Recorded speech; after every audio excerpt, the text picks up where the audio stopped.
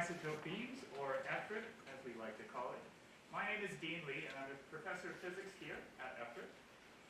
This talk, this public lecture, is a part of an initiative called the Advanced Studies Gateway. The purpose of the Advanced Studies Gateway is to inspire people.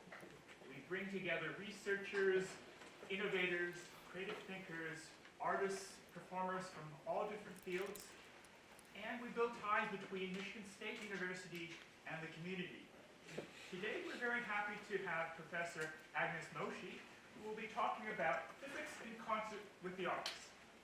Professor Mócsy is a professor of physics and astronomy at the Pratt Institute and is a documentary filmmaker. She has made important contributions in high-energy nuclear physics, particularly in understanding the formation of matter in the universe right after the Big Bang. Her current research explores the connections between science and the arts, as well as the gender and racial landscape and inclusivity in science and beyond. She has held positions at the Niels Bohr Institute in Copenhagen, Goethe University in Frankfurt, Brookhaven National Laboratory, and also visiting appointments at École Polytechnique and Atomic Energy Commission Saclay in Paris and Yale University. Before beginning the program, I need to take care of a few administrative items. In the unlikely event of an alarm or other emergency, we should exit the building through the doors through which you came. Please now turn your attention to the back of the program booklet. There you will see information where you can sign up for email on future events and give us feedback through our online survey. The last administrative item is to remind you, if you haven't done so already, to silence your phones. Now it is time, and my great pleasure, to introduce Professor Ágnes Mócsy.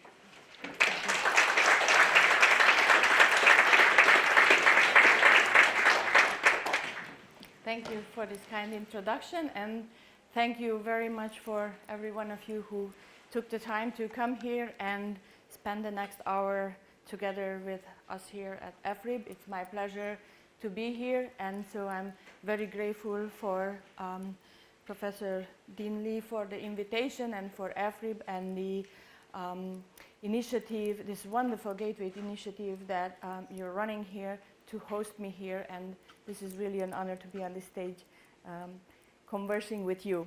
And so I have a lot of things I want to share with you, so that's my disclaimer immediately. And I would like to ask if you could just by hand raise indicate if you were here yesterday. So I had a colloquium in the physics department, and I just wanted to know how much. Thank you. So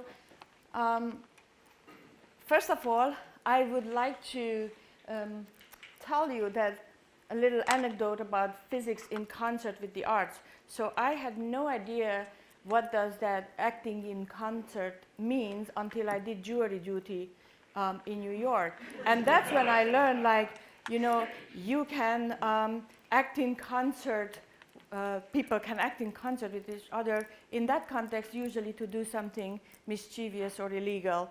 And I loved it because it's kind of so romantic in this concert. And so I thought physics in concert with the arts maybe can make some changes and can tell us some unexpected stories.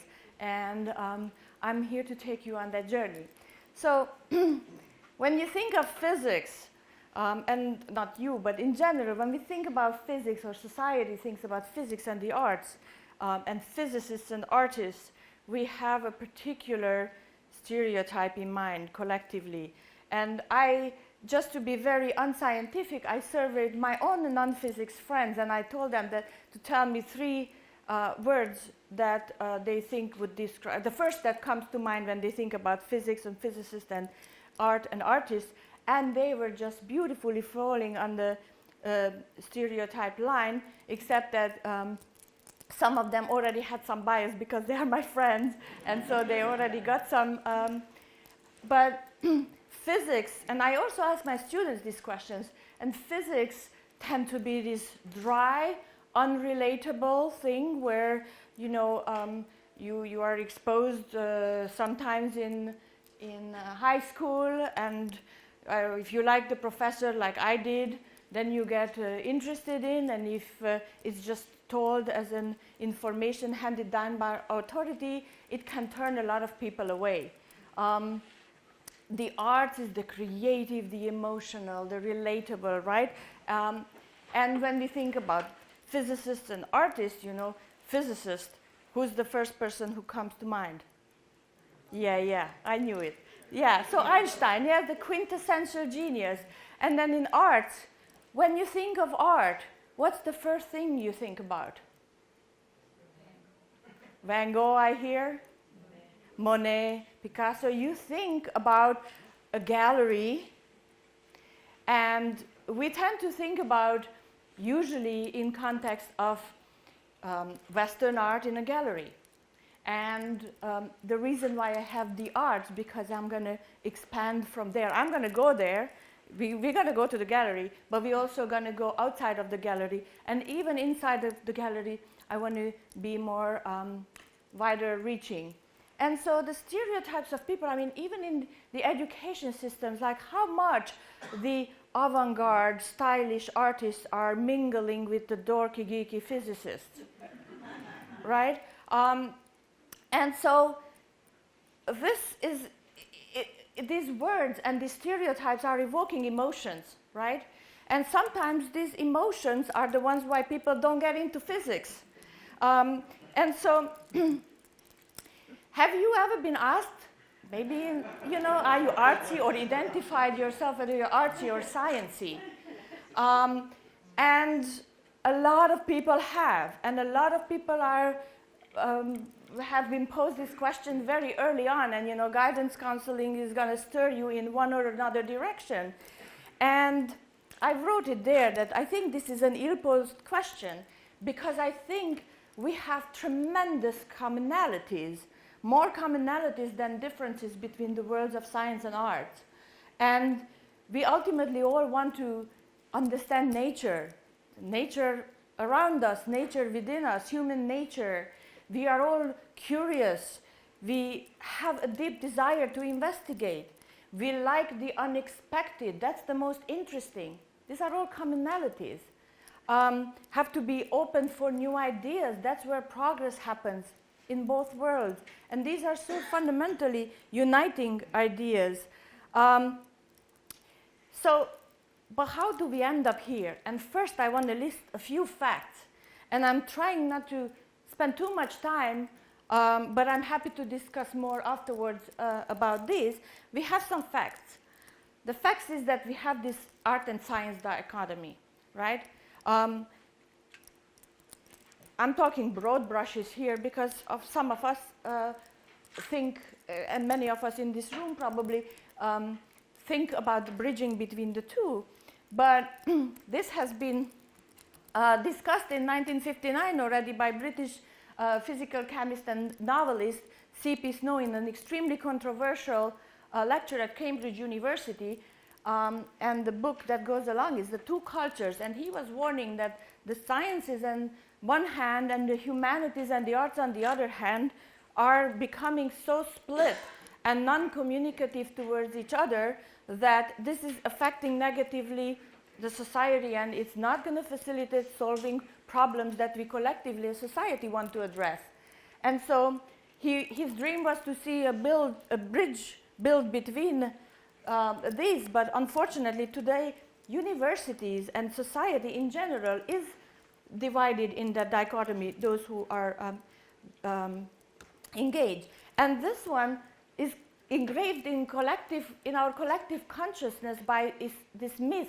It's a neuromyth. This is a myth about the function of the brain that psychologists and neuropsychologists try to unveil for a long time, but it's so deeply engraved that we still think that our personalities and our inclinations are depending on which side of our brain our neurons are firing up. And there is no evidence for that. There are functions which are predominant in some or other parts, but nowadays neuroscience can tell that when you have the processes of analytical thinkers, it also the creative part is lit up as well, because these are not independent functions. And so just thinking that, we are analytical or creative, have you ever met a physicist who you cannot be a physicist if you're not creative? And any great artist had been functioning on a very good process of practical thinking and problem-solving methodology thinking. And so this kind of conventional wisdom is also propagating the narrative of the dichotomy. And I found this, which leads to the idea that polymath is not in, the Da Vinci's are gone. However, the good news, at least from my biased point of view, is that they have a return and the interdisciplinary connections are being revived. And so I recommend you find this article and Walter Isaacson's thought on this Da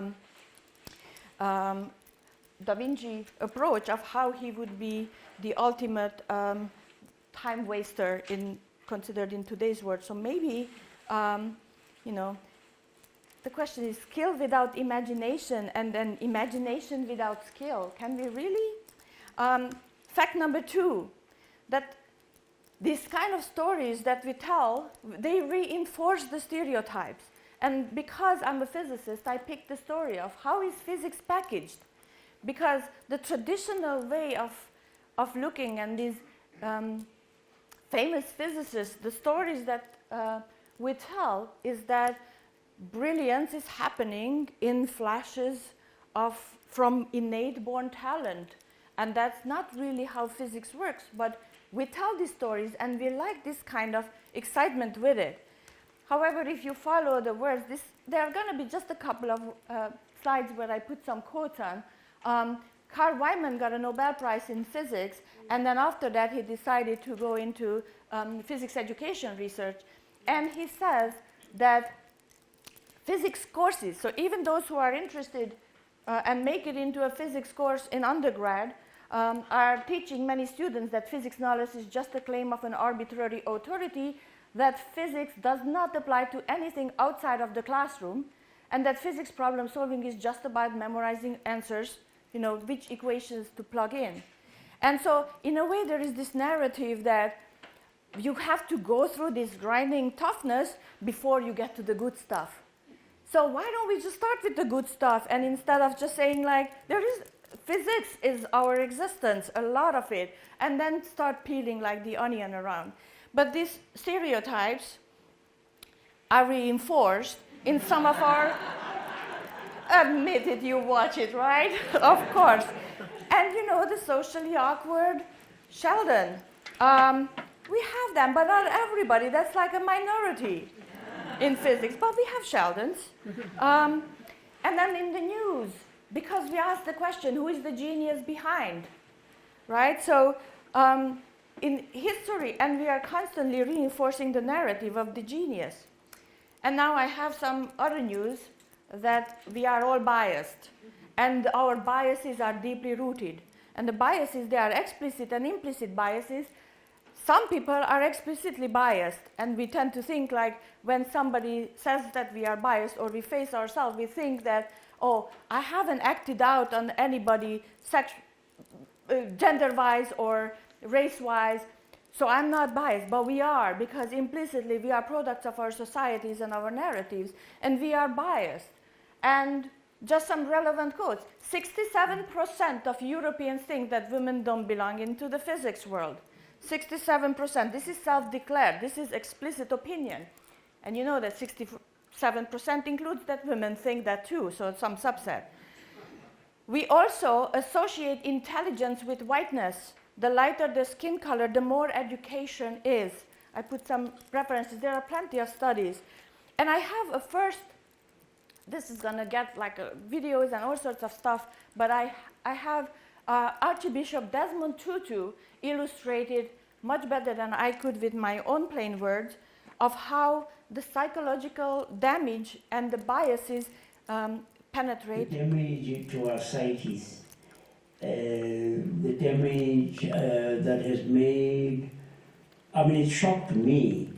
I went to Nigeria when I was working for the World Council of Churches, and I was due to fly to Jos, and so I go to Lagos Airport, and I get onto the plane, and the two pilots in the cockpit are both black, and I just grew inches, you know. It was fantastic because we've been told that blacks can't do this, and we have a smooth takeoff, and then we hit the mother and father of turbulence. I mean, it was quite awful, scary. Do you know? I can't believe it, but the first thought that came to my mind was, hey, there's no white men in that cockpit. Are those blacks going to be able to make it? And, well, of course, they obviously made it. Here I am. But the thing is, I had not known that I was damaged to the extent of thinking that somehow actually what those white people had kept drumming into us in South Africa about our being inferior, about our being incapable, it had lodged somewhere in me. Right. And so I think I make that cut. So these facts have consequences, and forgive me for this plot, but you know, I'm going to tell you, don't have to worry about this. This is, I'm just going to tell you what's on here. This is a study of over 2,000 academics in over 30 fields. What you have here on the x-axis is the practitioners' belief that you have to have an innate born talent to practice that field, right? I call this a lone genius paradigm. The authors called field-specific ability belief index. And on the y-axis, this tells you the percentage of graduate degrees, PhDs, offered in green for women and in purple for African Americans. And so what you see here, the more we think you have to be genius, the less of those representations who are negatively stereotyped not to be geniuses, like women and black people, are happening here. And this is interesting, so I recommend I have the source to look at because it's a very telling story. And I made this plot in general about US academia. This is entire US academia, and it just tells you how white it is. So this is a fact. And then evolutionary biologist Stephen Jay Gould said that there are few tragedies that can be more extensive than the shunting of life, few injustices deeper than the denial of an opportunity to strive or even to hope by a limit imposed from without, but falsely identified as a lying within. So these are aspects that we put outwardly, but then there are the parts in which we are actually still have a community, and we are still, you know, trying to increase the numbers and diversify. But the climate itself is still based on the experience very often on this genius narrative, the innate talent of a kind of fixed mindset. And this is a class we were teaching at Yale University with some of my colleagues. The older ones clearly are the professors. And it's called Being Human in STEM.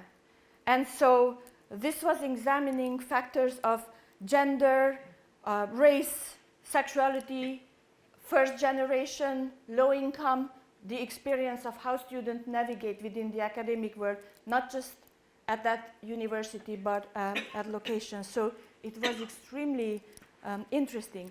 And even in that class, the question of humanities came up. These were STEM students. So STEM is the science, technology, engineering, and math. And now there is a trend to make it into STEAM by placing the A for the arts in it.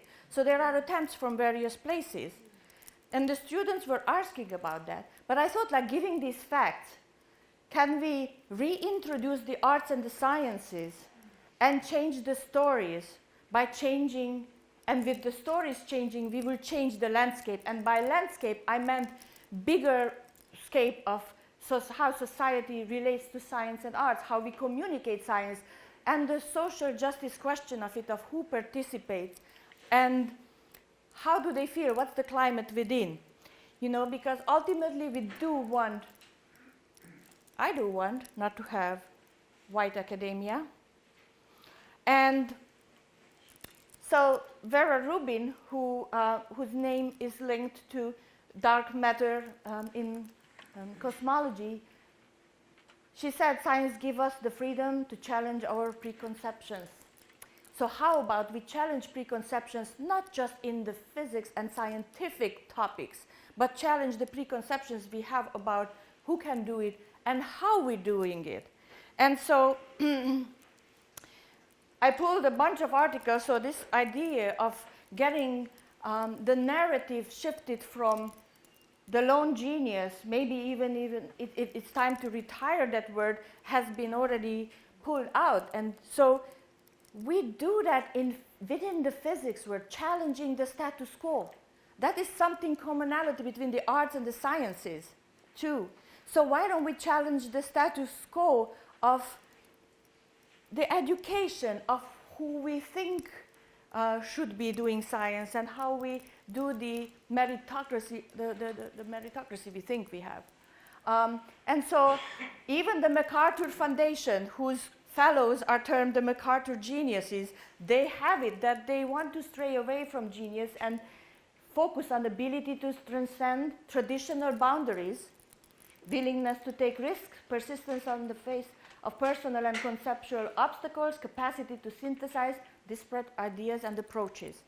So this was my long introduction to an intermediate zone of, can we, marrying science and acting in concert with the arts, improve our environment and each other's experience in it? And this leads that, can we go from a growth mindset, from a fixed mindset to a growth mindset? And the fixed mindset, basically, it tells that we need to have this innate talent, ability, skills, versus the growth mindset, which emphasizes the ongoing learning, effort, progress, improvement. And the psychological experience is very different. I'm using here for physics, but this is true in other places as well, right? And so one idea which, let me just emphasize, like the fixed mindset. Have you ever felt that you are just about to be found out? You know, that they made a mistake, that they hired you or they put you in the position you are by mistake, and it's just question of time that they're going to say, like, Ágnes, it's time to be packing because, you know, you're not qualified or you're not this or not that. High achievers have that. It's called an imposter syndrome. And when you are sitting on a fixed mindset, that can be because failure or not knowing is considered not okay. There is a lot of research on it. What I want to say, that I came about two things. One was an exhibit in the Metropolitan Art Museum called Unfinished. This is an exhibit on unfinished arts. For various reasons, unfinished. And I also came up one article, and that's all, but I latched onto that because it sounded extremely attractive, to maybe unfinished art can help scientists develop the growth mindset. Mind you, again, the growth mindset can be there for the physics concept, but we are not there from the human point of view. We oftentimes say like, oh, we are so objective. We are not really, because we are humans and we are part of the societies, and we do have the biases and the subjectivities. And we are not encouraging, when you look at art takes engagement, right? And it can reflect on your emotional vulnerabilities. It can cause you some self-reflection. In general, there is no right answer when it comes to art. It's a journey. And maybe this is something we should be encouraging more for people for self-reflect. So this is in the Yale Art Gallery, being at one of the pieces that was featured in the Unfinished Metropolitan Museum. This is a Kerry James Marshall piece, and these are faculty colleagues of mine who I took on a journey. And so we've been looking at many works. This was one of them. And it's one of the unfinished works, and there was a lot of conversation about various aspects that the stories went from the art. And what I like about this, that it can really challenge the cultural norms of success of what we tell, and pushes a growth practice. But I kind of summarized it here. In a way, it takes bravery to accept that we are unfinished and we are a work in progress. And so this is one idea of engaging inwardly. Another idea of engaging inwardly is to spark interest where there was no interest before. The way I like to phrase is that I really take great pleasure in making people fall in love with things that they didn't think they can go on a date with. And so there are plenty of people who think physics is not acceptable, and I think physics is accessible if we, accessible, if we make it accessible. And I show you here a film, when a short film, this is nothing to do with Lady Gaga. It was done before that, A Star is Born, and this is a student of mine, Azur McBride, who is a minority first-gen student, and she was not really excelling in the traditional test-taking. But in the moment that you allowed them to become expressive in their own medium, they managed to get and internalize the subject and create this piece that I hope we're gonna enjoy. You know that video we watched with the atoms? No. You know, when he talked about that we're part of the universe, the universe is in us. Isn't that amazing? It just kind of makes you feel kind of humble, doesn't it? I know, stop talking more. Right? Where do stars come from? Oh, where do you think they come from? I asked you first. I think that there's this giant man that lives up in the sky. And he got bored, so he decided to make some stars so he'd have something to look at. That's not how it happened. Okay, how did it happen? You know, stars are formed by gas clouds. And the gas clouds collapse under their own gravity, and they become clumps, protostars. Protostars? What's a protostar? You know, protostars are like baby stars. A star isn't a star until it's fused hydrogen in its core. In order to become a real star, it has to have equilibrium. Do you know what that is? Mm-hmm. What is it? It's balanced. The star needs to have an equal amount of gravity and gas pressure. When the forces of gas pressure pushing out from the center is equal with the gravity pulling the atoms into the center, equilibrium is reached, and the star lives. How does a star work? You know, it depends. Usually the bigger the star, the less the life. Mm-hmm. And you know, stars are like humans. born, they live, they grow up, they die. Any double that is. How do you get to be so smart? Science class. Maybe you gotta study the stars. Like Neil deGrasse Tyson. Mm-hmm. You look like him.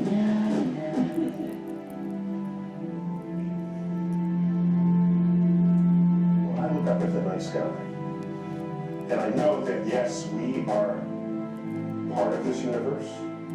We are in this universe. But perhaps more important than both of those facts is that the universe is in us.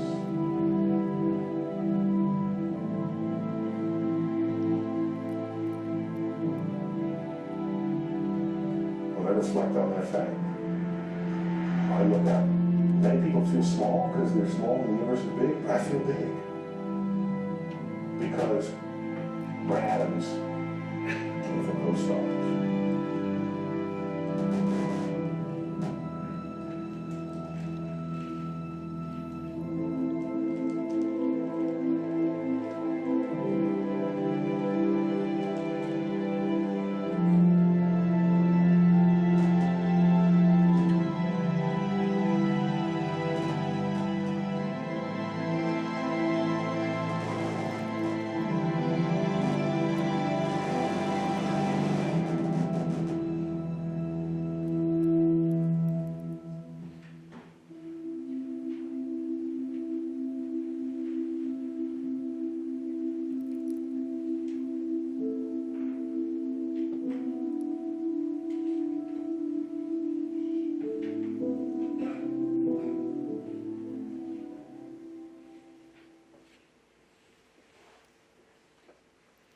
I don't know what happened with the scratches. I'm probably interfering with these two mics that are on me, so I apologize. It's not in the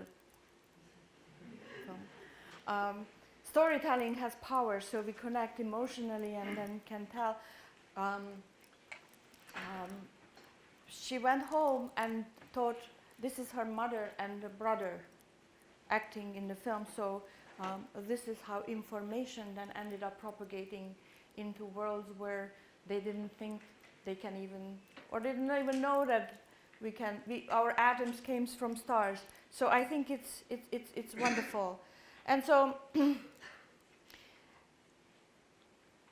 I was going to tell you just a little bit of my own story. I was born in Transylvania. This is my hometown during the dictatorship that was there at the time. And I had fantastic math. She was my math teacher and physics teacher. And the reason why I became a physicist is those two people who made physics and math charismatically fun. So they didn't suck the air out of it. They injected it. And then my journey went across the globe, and then I ended up at the Relativistic Heavy Ion Collider. This is on Long Island, Brookhaven. This is a particle accelerator, which in the superconducting magnets that goes around in 4-kilometer circumference, smash gold nuclei and other atoms together nearly at the speed of light, and they collide them, and these collisions happen in heart of these kind of giant detectors, digital cameras. And this is a very slow motion picture of what's happening, because the mind-blowing thing here is that by colliding two gold nuclei at 99.9% the speed of light, what you create is we call quark-gluon plasma. That's the universe a microsecond after the Big Bang. So these are like trillions of degrees, and this matter rapidly, quickly expands and cools and coagulates into the protons and matters that we learn and know. And this is one image of this 3D digital camera of a debris taken from one collision. And we do this every once in a while, like 10,000 times per second. And so this is mind-blowing. So I spent a lot of time of my life researching what's happened 13.8 billion years ago, which we can reproduce and see how matter came about in the laboratory. And people didn't know it. And in New York, people might have heard about the Large Hadron Collider, but they didn't know that 60 miles away there is an accelerator. And you know, like when you're in love, you want to tell the world. And so then I was like, all these galaxies, this beautiful Hubble image. Have you seen this image before? This is like one of the most beautiful photographs we ever taken. So I started thinking about telling it the world. And one of my methods is that I have a number of ways of sharing it, and one of them is film. And I'm just going to play you the trailer of this film, which is showcasing the human element, the people behind the science in a few generations, navigating through the film, but with the emotions. In the beginning, it was not a commonly shared idea.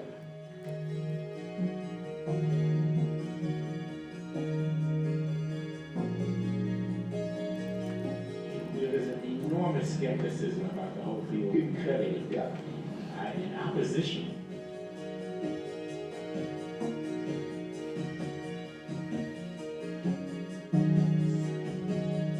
We were really critical. There was this cartoon, the big blackboard, and the scientist seeing a fly there. And then he has a fly catch or something, and patch, and then all of a sudden the entire room is all over with blood and shit.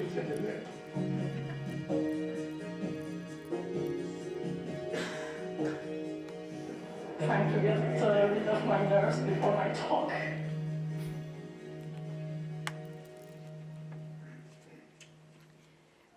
So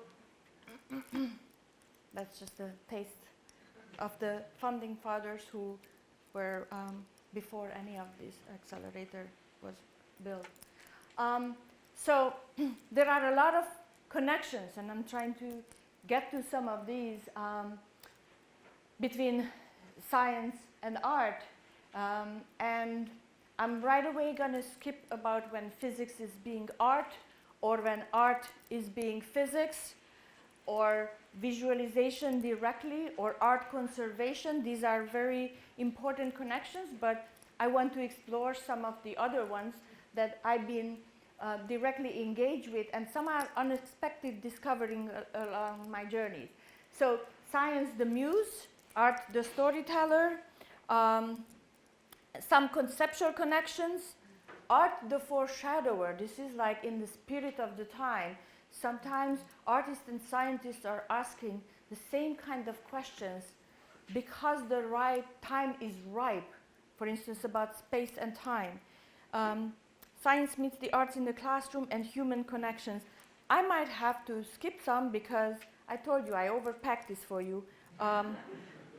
So this part, we're just going to journey around. This is, physics as art, and then some physics, art as physics, and then some art conservation, but physics the muse. And Nina Simone said that artist's duty is to reflect the times we live in. So these are some of my artists, one fashion designer and one industrial designer, and artists who are coming to Brookhaven, and the facilities are extremely inspiring. And that collision, which was done by real data that I showed you before, this is the artist view of it with glitter and gold and sparkles, because they said we take the glamour out of it, scientists. So she put it back in, and she had this is like a glue-on radiation. But what's even more exciting, I don't even know, because I'm excited about a lot of things. So this is one of her works, Infrared Slavery, which tells you about quarks are being confined. And we ended up having, excuse me, discussions with two students. My colleagues, again, the age is the telltale sign who is the student and who is not, by that work. And at some point I'm like, wait, we have to do a selfie, because this is amazing that we start talking about quantum chromodynamics and the world of quarks that we know from equation next to an artwork. You can see that I like quotes. T.S. Eliot said, great art communicates before it's understood. This is actually so deep, and I'm just starting to scratch the surface of understanding, and I want to delve into more into this. Many of you seen Van Gogh's Starry Night. When you and I look up at the night sky, we see stars as little dots. He saw stars like swirls. And guess what? Right, that was not available for us, but radio astronomy told us that this is how the galaxies look like. So I find that this is such a beautiful story. I'm a fan of Jackson Pollock. So, anybody familiar? A fan? Some? After I discovered Lee Krasner exhibit not so long ago in Frankfurt, I'm more in love with her. But, you know, Jackson Pollock is here for a reason today. And the reason is that he did this action painting. So basically, he didn't touch, in a later work of his, he didn't touch the canvas, but he was splattering from vertical position. And here is a little, he was one of the most photographed artists of his time and filmed. And so what he was doing, he was documenting his motion on a particular day, his energy and his speed. He was actually a master of viscosity. There is a lot that one can talk about physics-wise, or so the subversion of gravity that he did. You can flip his paintings around, and it's almost like you couldn't tell the difference. But what I want to tell is what also he said, that technique is a result of a need, new need demands new techniques. Denial of an accident, so this is total control. States of order, I can't read from here. And this one needs my glasses, and so I can't, so it's like, forgive me. So energy and motion made visible. And why do I bring this? Because the time that he was doing the action painting, documenting his motion and energy, at the same time, physicists are discovering subatomic world by particles depositing their energy and motion in cloud chambers. I think it's beautiful connection. This is from Maillard, a version of it. And this can go on. And there are some conceptual connections, too, between the sciences and art. And we're still in the gallery. And we can look at 1850s Jean-François Millet, Starry Night. I'm going to go quick, so I don't really let you contemplate, so forgive me for that. But what's here compared to here, which is the Moonlight Bamboo by Ike Taiga. And we see a big difference in the mood of the two. Both are starry moon night next to each other. And what is interesting about this is that in the Western world, before more modern times, artists were covering every single inch of the canvas because art was about something, and not covering is nothing, so art cannot be about nothing. This is a very different philosophy of the bamboo, which you can study that. There are no shadows, there is timelessness, time is frozen, and space has possibilities to grow and energy. And it turns out that in physics, who was right? Space has a lot of energy and potential to grow. And so I like the story of our philosophical approaches through our humanity, and then as we are peeling away the knowledges in science. I think I have to hurry up and skip some here. This is a Jasper Jones one, opportunity. Have you seen this before?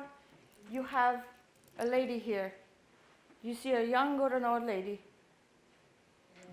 Young? Both. So they are both, yes. So there is a young and an old. This has been used in various psychology settings. So both of them are there. But when you look, you can only see one at a time. And so basically, something is both but you never see it at the same time. It depends on what you're observing, and that can bring you to conversations about quantum mechanics. Unconventional education leads me to go through a few pieces. So I teach artists and designers as well, and so I ask my students every course to create, based on a science topic, an expression in form of art or design. And I love fashion, so here is an earring of spectroscopy. This is the hydrogen and helium spectra. So the idea is that, yeah, are we with it? The Doppler effect. And in fashion, a shift dress is something that doesn't hinge at the waist, so this is a double entendre. We can follow the evolution of the universe from the Big Bang through galaxy formations, or the formation of stars, or as we heard in The Star is Born, in a beautiful sculpture made out of bicycle wheels. A supernova where some of the ingredients of us have been cooked, and FRIB is being really linked to some of the physics of how heavier elements are being created, and the humans that have the galaxies within us. I'm really apologize for just going through, but I'm just giving you a taste quickly of some star lamps and galaxy collisions. And if you want the moon to be textured in your homes, NASA has the surface of the moon mapped out with lasers, and that one is available data, and this is programmed into literally bringing the texture of the moon.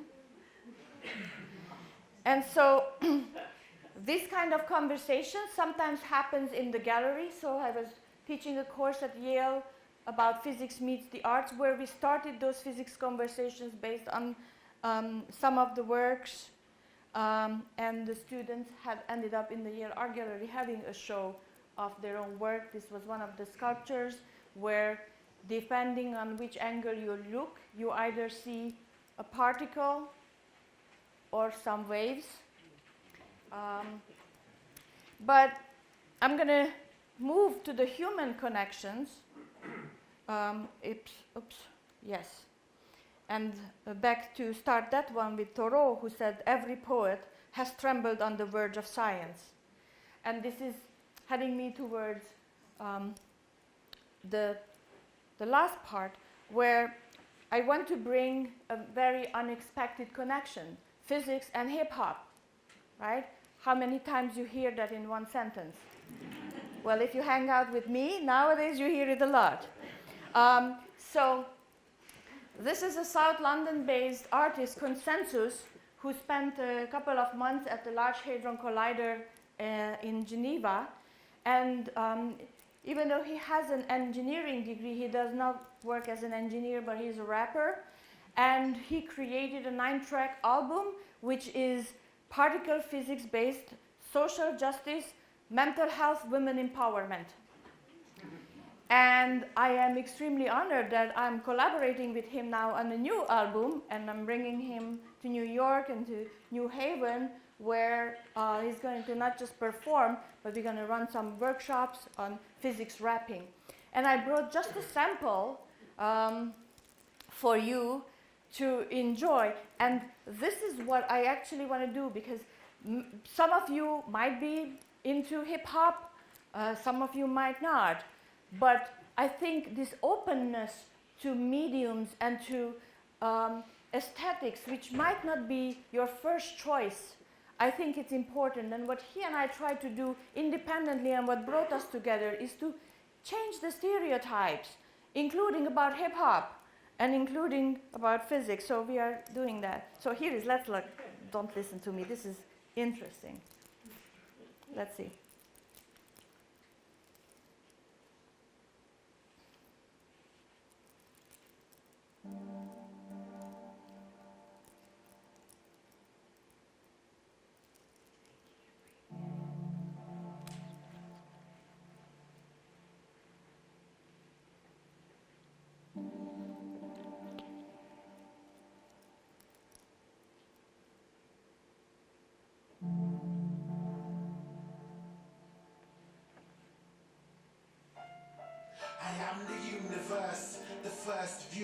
lost and found. Same in all directions and similar throughout. Every time I grow is to rescale the amounts. You can tell I'm ready to shift right now. It was all hubble bubble inflating my own space. To my expansion rate became a matter of state. The critical point reached with each action he takes. The freed man told me it would end one of three ways. I am the universe, ready for space and time. The only part they ever see is in the face of light. What should I make of life? But only 5% of what I am is clear to the naked eye. Why? How the body can break mind and shape the size. Shadow of the lost actor, aka dark matter. Asking why dark matters. It was a large chapter, the data that grass gathered. See how the stars scatter. Holds me together and ways that you can't fathom. Both past actions, the unknown makeup of a brain past pattern. The invisible state that held so much weight that every change starts to happen. I am the other person who is meant to be. Into the sea of soul, dark energy. 15% of everything you think matters is what you see. My mind undefined underneath.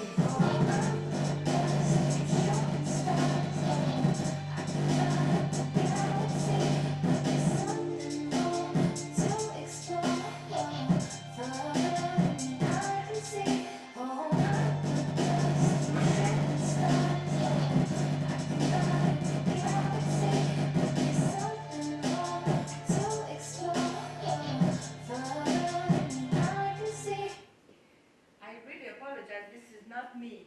I promise this is not the way it's recorded. Each track is very different. I give you a taste of another one, which is Empty Matter.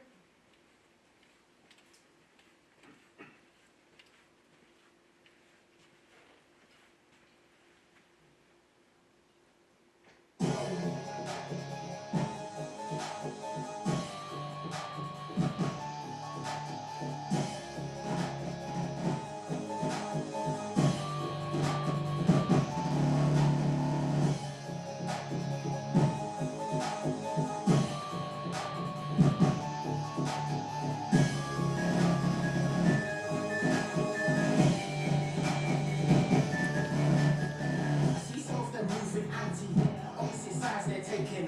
I'm told they're trying to face me like never, opposite side they're chasing. I'm stable inside they're strange, but somehow the masses describe us the same. Just opposite sides of the positive vibes. You just lost your life to a side of nation. Watch for the signs in life, the question is unless you go for the violation. Let's you go if you get too close, it will end in trouble and annihilation. I'm so sorry, but this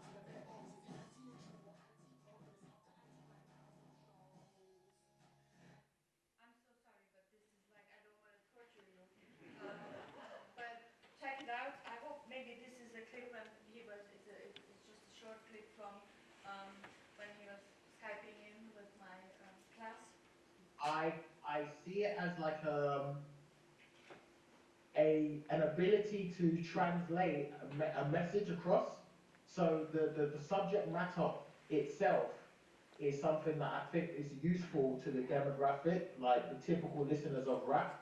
Not everybody who listens to rap from like where I grow up and stuff like that has any idea about what makes up the fundamental parts of the universe. So it was a good way to expose people to information in the same way that when I was growing up listening to some conscious hip hop and you hear a couple of words here and there, it sparks your interest into something which is completely different from what you're used to. So there was the educational kind of exposure part, and then there was just me wanting to kind of explore conceptually as an artist. So maybe we can marry some unexpected relationships and make changes in the future. So as time is coming to an approach, I have to make an exact decision. I have a poem recited where the discovery by Rachel Calcott. She's also a student of mine, and this is a poetry about the discovery of the light from the Big Bang and our understanding of the bigger picture from the Big Bang of the universe in context of our human relationship. relationships and our ever-increasing knowledge as we progress ahead in time as humans. And I have a short film about a fictional world of a love story, but in context of quantum entanglement, which is not implying anything other than a fictional world of love story. So I don't know if we want to go for both. It would be a couple of minutes over your time. A few minutes each. We won't? I appreciate it. Thank you. All the light we could not see. Jupiter, my father told me. A child tumbling between the tripod legs of a telescope uptown towards the sky. And that one? Venus. And so on until the silken expanse of night was speckled by beings named and known. We stood dusted in moonlight, he and I, peering through glass at a studded sky, and in that darkness I could not see where the man ended and the telescope began. And from my father's lips there fell stories of Canis Majoris, Orion the Hunter, of Virgo and Taurus and Pisces, of Greek gods and goddesses, beasts and men, and of all the light that we could see. But I was born blind into this world.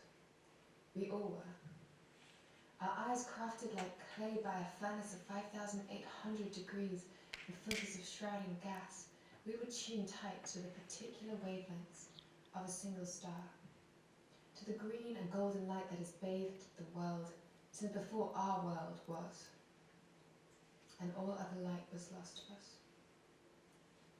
But, like children who cannot be told to stay, to still, we roamed, beyond the sun-crafted borders of visible light, feeling our way along the electromagnetic spectrum, we assailed the unknown corners of sight. We split light with prisms, called it forth with chemistry. With Maxwell's equations we mapped out a new world. Microwave ovens, X-rays, and radio channels the spoils, as the spectrum, like a long-held secret, slowly unfurled. And then, one day, call it scientific serendipity or simple accident, two men stumbled on a sound, on a hiss. Cold radiation with no direction, no obvious origin, a whisper embedded in the fabric of time. Tuned to the radio wave, to the edge of the spectrum, we had found a big bang, laid out in the language of light, light birthed with the universe, time's own twin, an invisible canvas on which the history of the universe is written. A history of raging ultra-hot birth, the growing pains of rapid inflation, particles clashing and bouncing and bonding until at last the first radiation was decoupled into being, and there was light. And we, animated stardust, children formed from the fusion and crafted by the collapse of billion-year-old balls of gas and light, the light from which they spun their tales and sung their songs, for fathers to tell 5-year-olds. While all the light they could not see, in whispers that they could not hear, bound on and on in ancient waves until the day it reached our ears and sang of the bang of the beginning.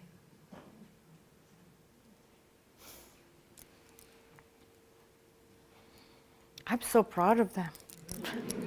It's like, so let's do this for final story. It's Luna Garcia. Quantum mechanics tells us that each particle can be in every possible state. Think every life, every death, every girl you lie to about sweet nothings in the back of your dad's Honda Civic. The minute you try to define this relationship, it triggers an instantaneous reaction. Up, down, opposites. We have two particles which are somehow connected. They exist only together, one affecting the other. I can't say that my breath caught at the sight of a man I had never met. I can't say it was love or fate. It was undefinable. Spooky action at a distance. All that can be said is that this is a story about two particles, or souls, or spirits, composing a melody that only quantum physics can sing.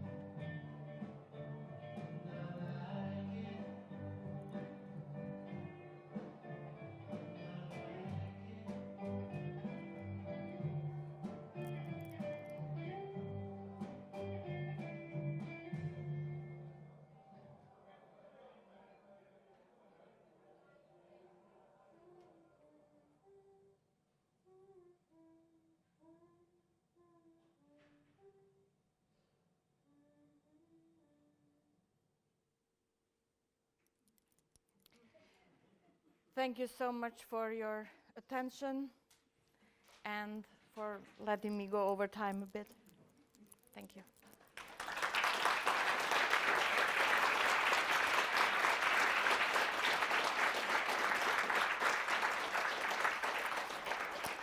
Thank you, Professor Mócsy. So I'm sure there are many questions. We're going to take questions using this rather interesting contraption called the throw box.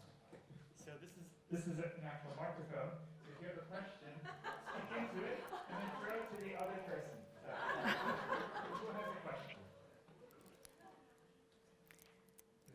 Okay. Yeah. It's okay, Harold. I was wondering,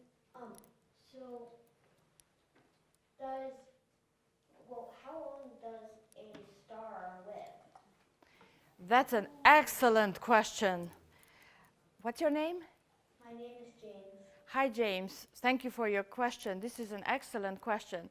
So it turns out that it depends. It depends how massive a star is. So the initial mass of the star determines its lifetime.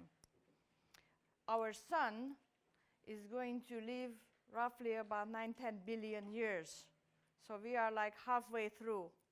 Better tell the newspaper the world is ending. Thank you. Are you going to help me write that article? Let's do a collaboration on this. I'm good. Who's next?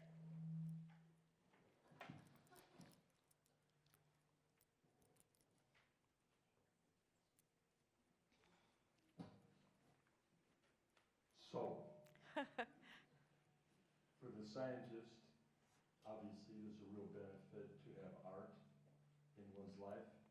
For the artist, there's a need to have some science in one's life.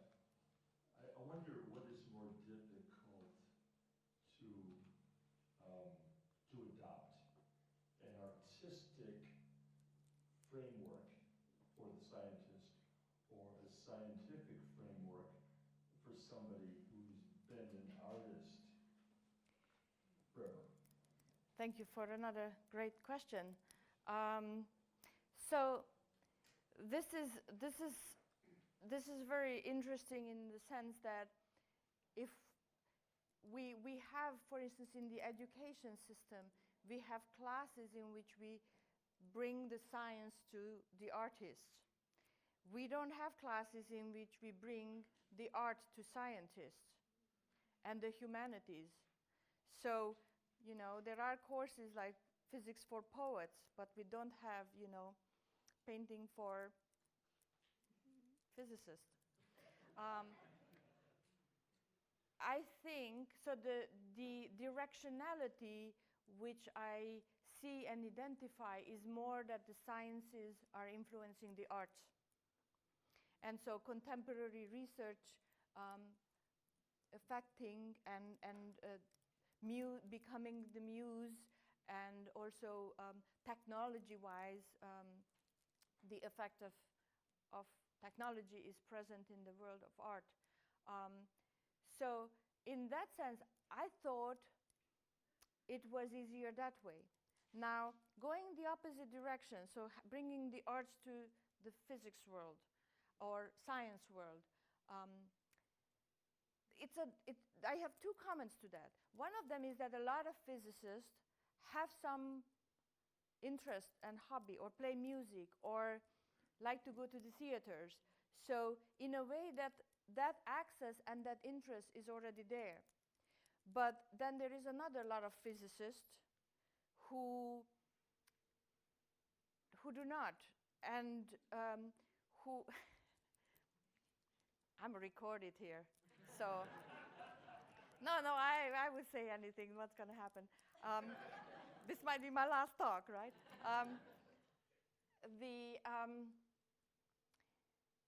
I think what's missing is the emotional part of science. And so a subset of physicists, and I think art is something that engages us emotionally, and it makes us, in a way, self-reflective, and oftentimes vulnerable and uncomfortable as well. And overall, the majority, I don't think we embrace that. We don't have those conversations about human emotions, our humanness, our sense of beauty or wonder is really restricted to physics conversations. And I think it's a problem. It's a problem because we have to navigate these fields, and the arts and the humanities could bring that out from us as well. And maybe it's okay to talk about emotions and be vulnerable in the world of physics. And the narrative also about what we call successes. art can change our perspective on that as well. And in science, a lot of times our papers don't get published, our grants don't get funded. So there is a lot of don't, no stories. Yet we leech onto the stories of who gets the awards, who gets the grants and stuff. And I think that can change, and leaving room for the humanities would be one avenue for that, I think. Thank you. Thank you.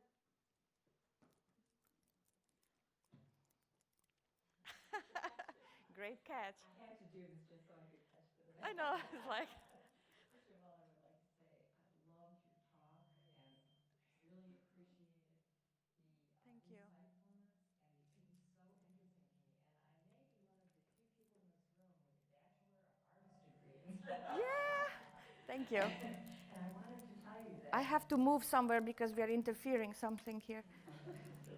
I don't know. I also want to mention that people may be directed into the arts or the sciences based on their schooling. As you said, in 8th grade, I was told I could not go into an advanced science program because I was a girl. Yep. That's the reason. But my question to you is this. I thought it was very interesting when you commented on how prejudices and how we are we end up in one direction, either the arts or in the sciences. And that is very much formalized in the United States with our degrees in college. You have either a Bachelor of Arts or you have a Bachelor of Science. And I wondered if you would comment on that, if you have an idea to do something about it. Oh, this is all it took. Like I don't know what to do. Some of the echo. Thank you. You might be me. Maybe I'm holding. It's the two of us together in combination with the room. Probably because I have a Bachelor. So yes, and I think in a way it also links to your question before of what I'm going to say. So there are places where you can take double majors, but double majors like in English, lit and physics and literature. You know, I'm under caffeinated. Or humanities and arts and the sciences. And so you can do that kind of double major, which is often unexpected. And so that is an encouragement for people to develop into more polymath, interdisciplinary avenues. And so I think that's something which is, I think, encouraging. There are places who, I mentioned this, put the STEAM, the A into the STEM, but it also starts earlier, the conversations, and it rests partially on the education system, partially in homes, partially in our narratives that we put in our TV shows, in the news, in whatever channels we are affecting people. And so I think if we change the narrative and enrich the broth, and it's not as hard as then you can trigger interest in ways that the non-traditional ways. And there are people, and I'm so sorry that, you know, I'm great that you're an artist, but that experience that girls are told they can't do math, but they only can do math when they're told they cannot do math, right? So there is data for that as well, that underperforming happens on some narrative level.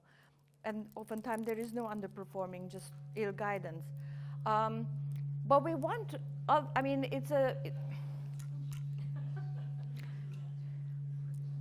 torture hasn't been baked into this, sorry.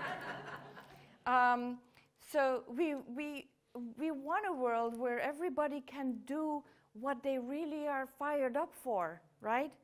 And that they can thrive, right? And so going out and you know, being a physicist and doing a dance performance, which is going to happen somewhere around here next month, this month, what are we? Yeah, whatever, it's happening. I don't know when, but I heard about, like, there is happening. So in March, still next month, right? So the thing is that I think this can also go back to your question as well, right? To push yourself, like, one is to have fire for what you do, but also go out into the discomfort. And that's where great things can happen. You don't want to dance, just try it out, because you will find a surprise, I guarantee. And all that anxiety can dissipate, or at least diminish, you know. And I had another point too, but now I got excited about dancing. Is there a group of people or a publication where all of these intersections would be collected?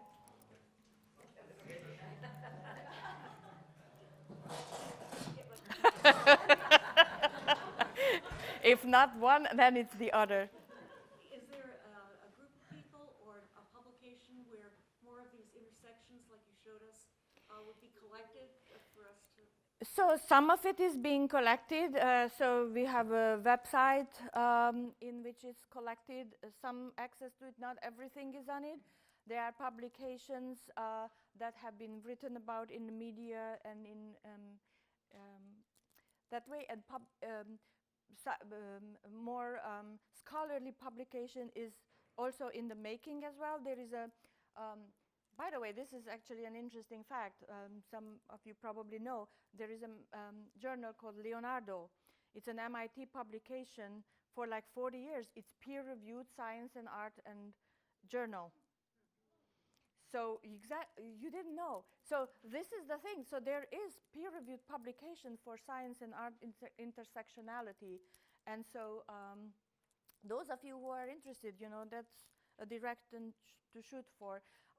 But I'm happy to provide whatever. There are informations and links and some stuff, because I know I showed you a lot, but there is a lot more, and in various mediums as well. And so if anybody's interested in journeying, I would be happy to direct you that way. Thank you. Let's take maybe one last question. You can throw that one.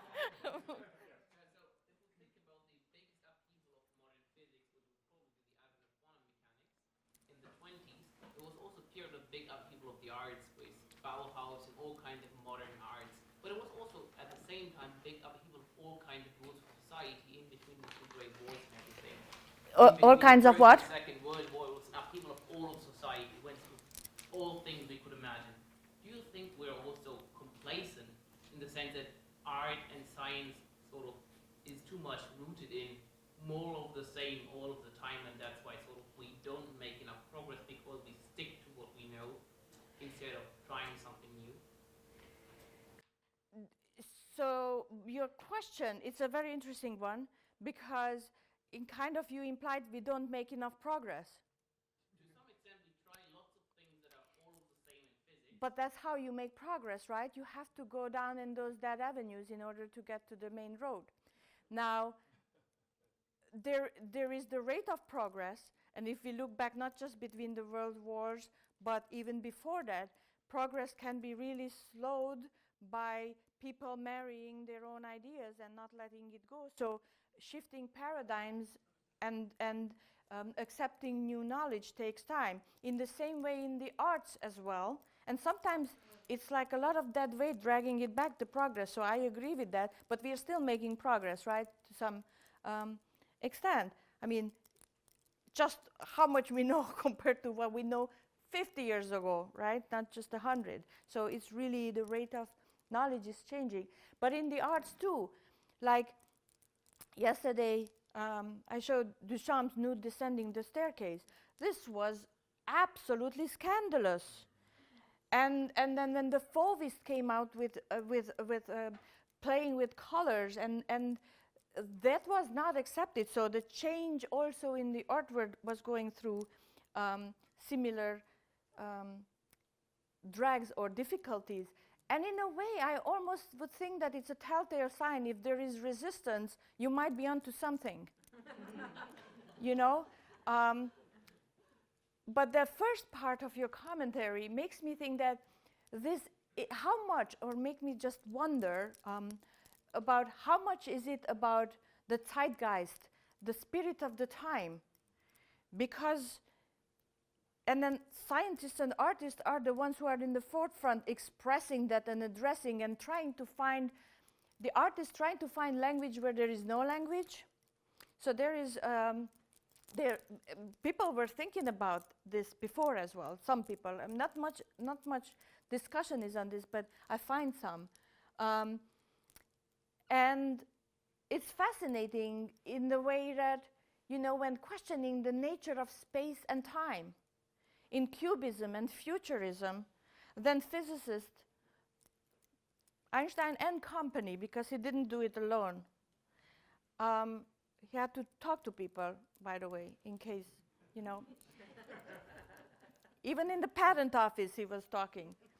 So, and I think Lorentz wrote the E equal mc squared down before him, by the way, anyway.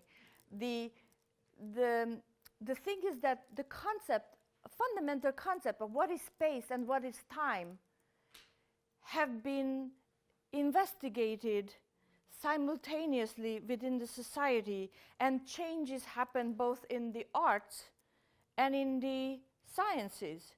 So it has been a very avant-garde and very abstract thinking on both, which also something which unites us, right? And then the rest of the society, there is upheavals and there are questions, but these two seemingly useless endeavors of our humanity are the ones which are in the driving seat. Now, the speed they are riding on is something we can debate on, right? But that's why I also try to bring a lot of things which are fundamental, not just technology or applied science, but research for the sake of curiosity, just like artistic expression for the sake that you have to do this, you know, and that's why we go every so often up to DC and try to convince our elected ones that this is important and get funded. Well, thank you very much. Thank you so much. Thank you.